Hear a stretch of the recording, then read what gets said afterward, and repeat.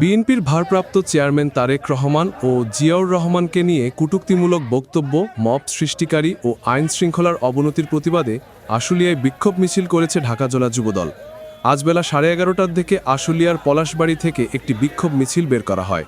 বিক্ষোভ মিছিলটি পল্লী বিদ্যুৎ আমার স্কুল মাঠ থেকে শুরু হয়ে নবীনগর চন্দ্রা মহাসড়ক প্রদক্ষিণ করে নবীনগর স্মৃতিসৌধের মূল গেটের সামনে এসে সংক্ষিপ্ত বক্তব্যের মধ্যে দিয়ে শেষ হয়। এ সময় তারেক রহমানকে নিয়ে ও বিএনপির কোনো নেতাকে নিয়ে কেউ কোনো কুরুচিপূর্ণ মন্তব্য করলে তাকে কঠোরভাবে দমন ও দাঁত ভাঙ্গা জবাব দেওয়া হবে বলে হুঁশিয়ার যুবদলের নেতারা। বাংলাদেশের স্বাধীনতা, সার্বভৌমত্ব, গণতন্ত্রের ঐক্যের প্রতীক আমাদের নেতা।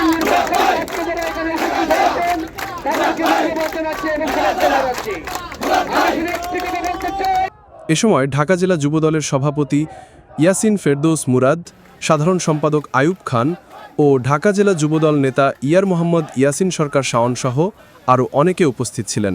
মিছিলে ঢাকা জেলার যুবদলের নেতাকর্মী সহ বিএনপির অঙ্গ সংগঠনের কয়েক হাজার নেতাকর্মী উপস্থিত ছিলেন। ডেস্ক রিপোর্ট, সময়ের কাগজ।